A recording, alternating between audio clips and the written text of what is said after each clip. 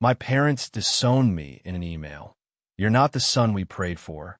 They called my autism a burden and my gayness shameful.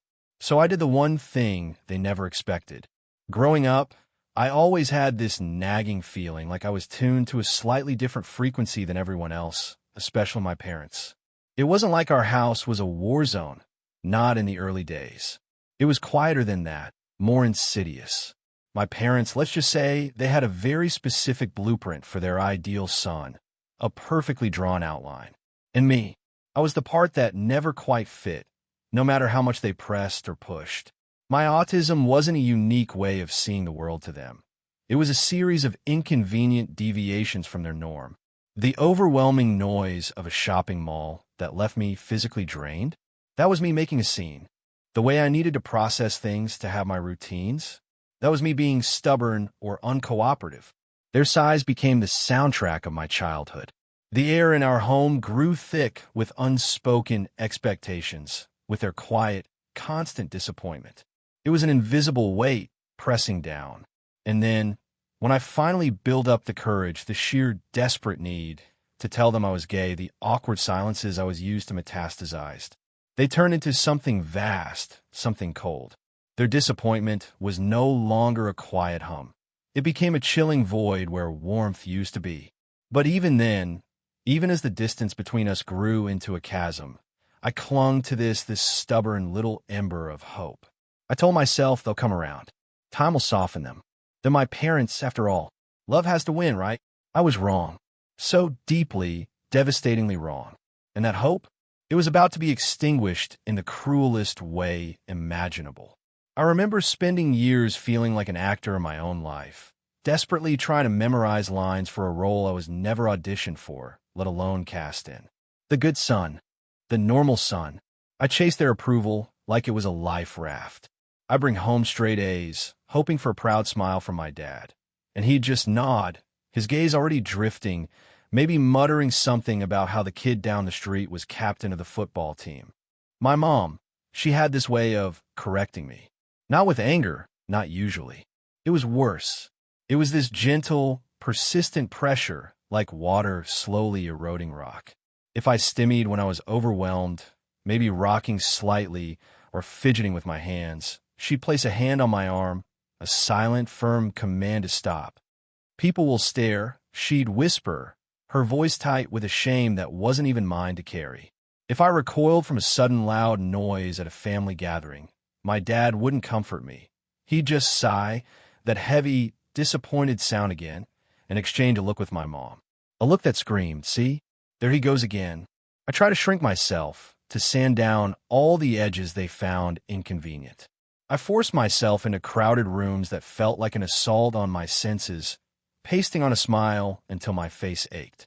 I'd rehearse casual conversations in my head, terrified of saying the wrong thing, the weird thing. Every social interaction was a high-wire act without a net. And the loneliness, God, the loneliness of knowing that the people who were supposed to be your safe harbor were the ones making you feel like you were constantly drowning. When I finally worked up the courage to tell them I was gay, I'd built it up in my head. I imagined, I don't know, maybe a difficult conversation, some tears, but ultimately understanding. Love. What I got was a silence, so profound it felt like the air had been sucked out of the room. My mom just looked away. My dad cleared his throat and changed the subject. After that, invitations to family events became rarer.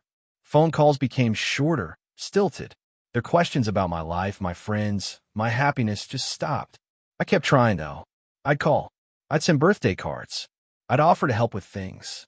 It was like I was single-handedly trying to hold together a relationship that was already crumbling in their hands. I was desperate for any crumb of affection, any sign that I still mattered. But every attempt just highlighted the growing chasm. Looking back, it's clear they were already writing me out of their preferred family narrative long before that email landed like a bomb in my inbox. They were just waiting for the right moment to make it official. The email. It arrived on a Tuesday morning. Ordinary. Mundane. I was making coffee, thinking about work. I saw Mom and Dad in the sender line, and my stomach did that familiar little flip. A mix of hope and apprehension I'd lived with for years. I clicked it open casually, expecting, I don't know, maybe an update on a cousin, or asking if I got in the latest family newsletter they still occasionally, almost performatively, sent out. Then the subject line registered. Final decision. Not thinking of you, not a quick hello. Final decision. My blood ran cold before I even read the first word of the body. It was like the air had been punched out of me. I read it once, then again, and a third time. My hands, they were shaking so violently I had to put my coffee cup down before I dropped it. My vision blurred. The words seemed to leap off the screen, each one a perfectly aimed dart. You're not the son we prayed for. My breath hitched. All those years of trying, of contorting myself, futile. Your autism is a burden, every meltdown, every moment I struggled, and they just sighed. Now, codified, official. Your gayness is shameful. The silence. The averted gazes. The slow, deliberate exclusion. It all culminated in this. You're no longer welcome in this family. It was like being flayed alive, but with words. Each sentence was a blade, stripping away the last vestiges of that stupid, stubborn hope I'd clung to. The room started to spin. My throat closed up. I thought I was going to be sick. I waited for the tears, the kind of soul-wrenching sobs you see in movies. I waited for the heartbreak to just shatter me. But it didn't come. Not then. Instead, beneath the shock, beneath the agony, something else began to stir. A strange, unfamiliar calm. It was the chilling clarity of hitting rock bottom. There was nowhere further to fall. They had said their piece. This was it. The polite fictions, the strained attempts, the years of tiptoeing around their disapproval, all over. And in that devastating moment, as the full weight of their rejection crashed down, a tiny, defiant spark ignited. Alone. Yes. For the first time, I truly, unequivocally understood that I was on my own with them. And in a strange, terrifying way, it was almost a relief. My entire body felt like a live wire. Every nerve ending was screaming. Part of me, the child part that still yearned for their love, wanted to collapse, to curl up on the floor and just shatter. I could feel the primal urge to sob, to howl like a wounded animal, to call them, to scream into the phone. How could you? What did I ever do to deserve this? My mind was a whirlwind. Years of carefully constructed defenses were just gone, obliterated by a few typed lines. The shame they projected onto me for so long threatened to finally take root, to convince me that they were right, that I was the burden, that I was the shame. But then, through the roaring chaos in my head, a different voice emerged. Quiet at first, almost drowned out by the pain. But it was persistent. It was the voice that had whispered to me during all those lonely nights, the voice that had kept me going when I felt like I was invisible. It was my voice, and it asked a simple question. Is this how your story ends? Defined by their rejection? Are you going to let their judgment be the final word on who you are? The thought of it, of succumbing to their version of me, it was unbearable. More unbearable, even, than the pain of their words. Something inside me snapped, but not in the way they intended. It wasn't a breaking down, it was a breaking free. The chains of their expectations, the desperate need for their approval that had shackled me for a lifetime. I could feel them beginning to corrode, to loosen. Yes, their words cut deeper than anything I'd ever experienced. Yes, I was heartbroken, but beneath the heartbreak, a different feeling was taking hold. Resolve. A cold, hard, diamond-sharp resolve. I steadied my shaking hands. I looked at their email one last time, the words burning into my memory. And I thought, no, you don't get to destroy me. You don't get to decide my worth. I wasn't the son they prayed for. Fine. Then it was time to stop praying for their acceptance and start building a life they couldn't even comprehend. If they saw me as a burden, I would become so light, so free, they wouldn't even feel me leave. If they saw me as shameful, I would live my truth so loudly, so unapologetically, that their shame would be drowned out by my joy.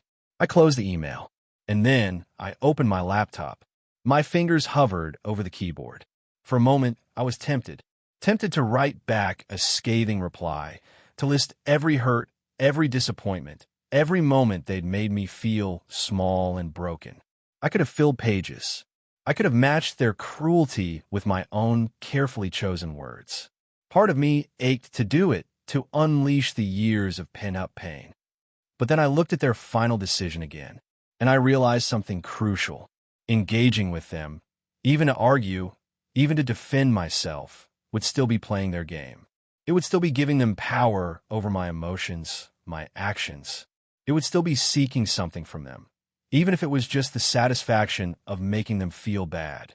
And I was done, utterly, completely done seeking anything from them. So I didn't hit reply. I didn't draft an angry response. I didn't even call to scream. Instead, I opened a new tab, and with hands that were surprisingly steady now, I booked a one-way ticket. Not to a place they'd approve of, not to a sensible, parent-pleasing destination. I booked a ticket to the city I'd always dreamed of, the one I'd only ever dared to visit in my imagination, a place vibrant and loud and unapologetically me. Next, I found an apartment. A tiny studio, a shoebox really, but it had a window with a view, and it was mine. All mine. No disapproving glances, no heavy sighs, no unspoken judgments seeping through the walls. Just space. Space to breathe. Space to be. I packed a single suitcase with the things that mattered, the things that were truly mine, untainted by their expectations. And I left. No forwarding address. No dramatic goodbye. I just vanished from their carefully curated world. And then, exactly 1 year later, 1 year to the day from that final decision email, I did send them something.